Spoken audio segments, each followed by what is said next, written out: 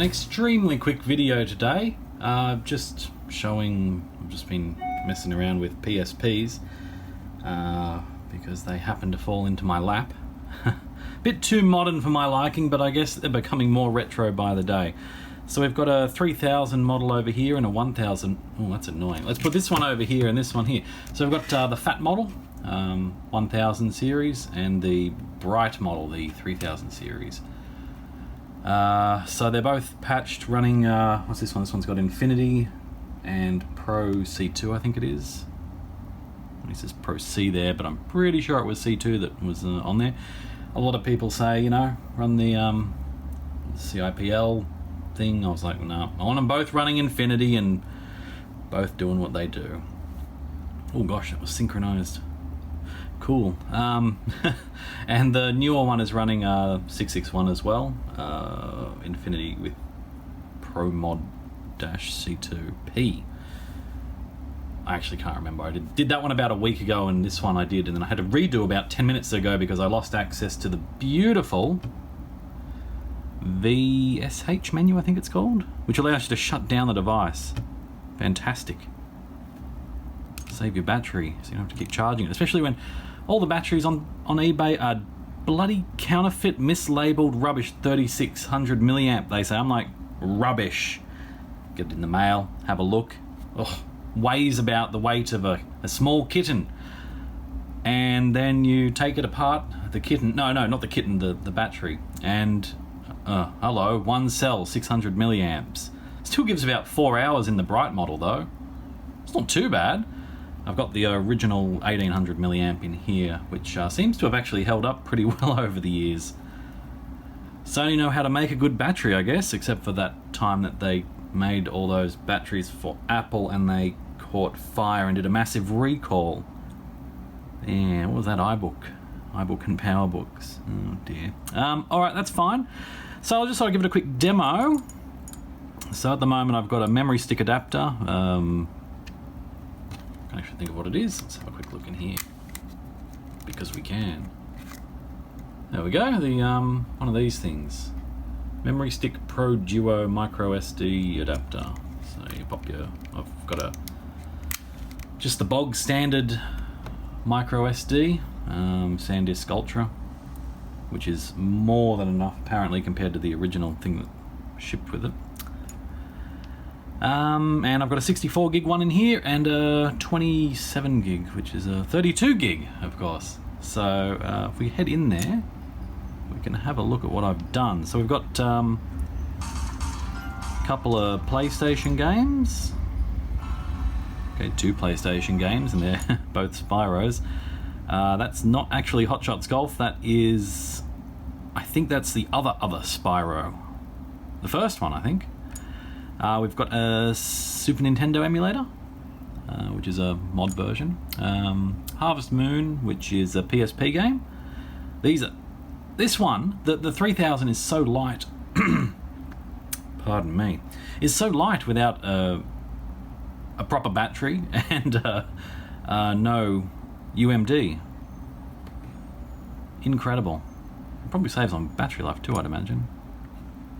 Maybe not that much. Certainly makes them a lot quieter to run.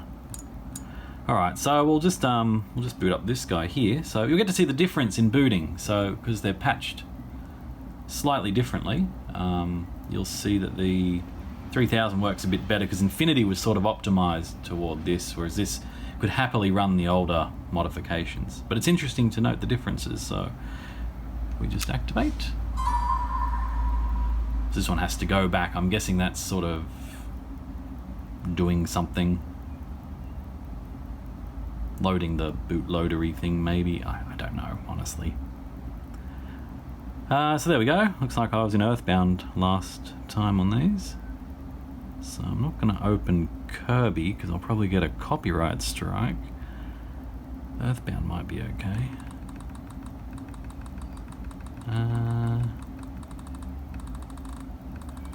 There's a lot of things on here. Let's just go with Earthbound. Earthbound's a good one everyone knows, and if they don't, they should definitely play it. So we've got the 1000 over here, this is the 3000. So let's see what differences there are, if any.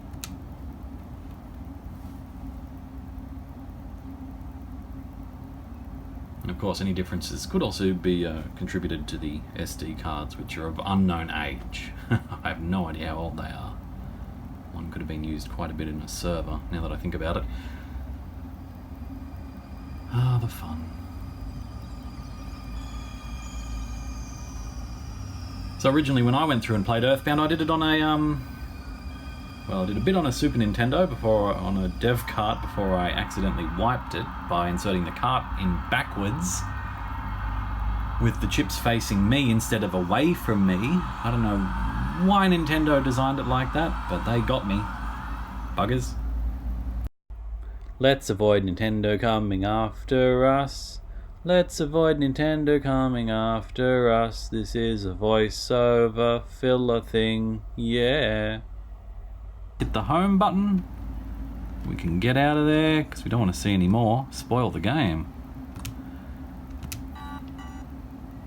This one seemed a little bit faster, but yeah, it's probably nothing.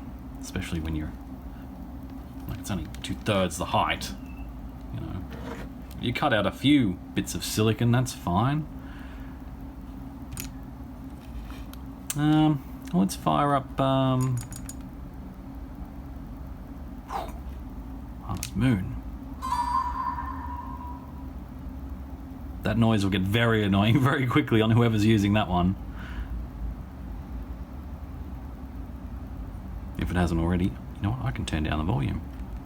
If I turn down the volume, I can't get a copyright strike as easily.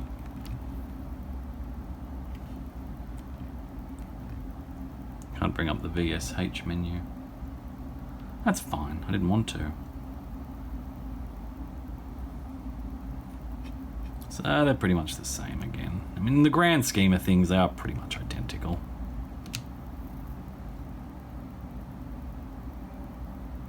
It's funny, this one was actually running 6.6, which had accidentally been updated, and then the person who owned it wasn't able to run the exploits that he could on this one.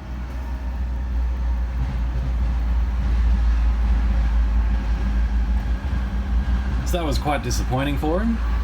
So he had this nice new one, and he couldn't do anything with this one. Whereas this one actually had a bit of corrosion inside the DC import, and I think the battery was dead on this one. So I imagine, though, the battery being dead and the power adapter was dead. There was only one power adapter between the two, and it was dead. It would heat up, but man, it would heat up. So that's gone. I've gone and bought these $5 ones off eBay, which it's essentially 5 volts. It's just 5 volt, 1 amp, I think it is. And they do that fine. They're the lightest bloody power brick, because they're, you know, you don't need much to do that apparently. And yeah, all is well. So I've learned a bit about the PSPs. They're quite interesting little devices. If I could have done, or if I'm going to do some more SNES gaming, I'll tell you, it's definitely going to be on, well, this one hopefully, because they're quite nice.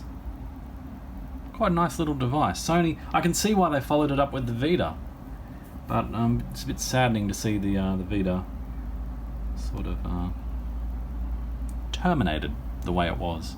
They definitely didn't treat it as well as they could have, from what one of my friends at my old work used to say. Yeah. So I've got a new power jack coming for this one. I've also got a new power switchboard coming in, because it's a bit, the switch is a bit dodge. I could have just got the switch on its own, but for an extra $1 I could just get the whole board, and I thought, yeah, I'm just going to get the whole board, because I'm really getting lazy. And I'm on holidays at the moment, so it's nice. Holidays from uni, which is technically in itself a holiday. Anyway, that's pretty much the video. I must say one thing I do like about this, before I sign off, is that eject mechanism. It's so... ooh. And you can't get confused about where to put the disc. Like, there's a space for it. I don't understand why they...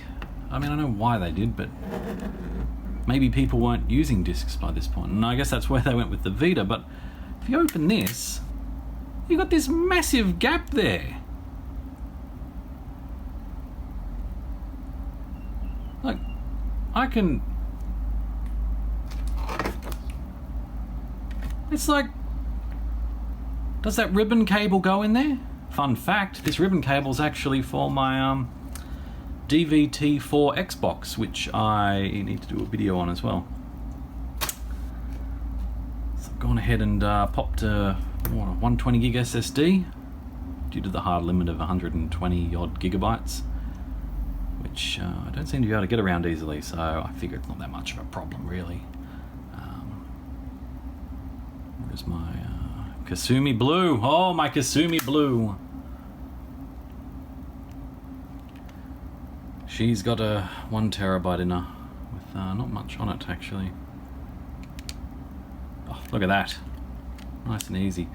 So there's a lot of information on the net at the moment, and it goes back many years. I'll put the links that I use to do these two on the McRetro.net website, and we should be good to go from there.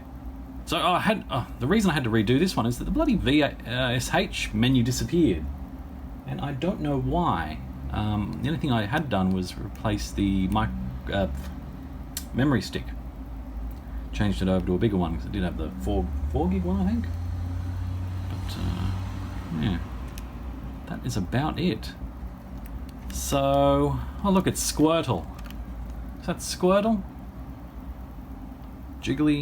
Blue Jigglypuff in elephant form. Is that even a Pokemon? Name that Pokemon. Thanks for watching. Hope you're all doing well out there.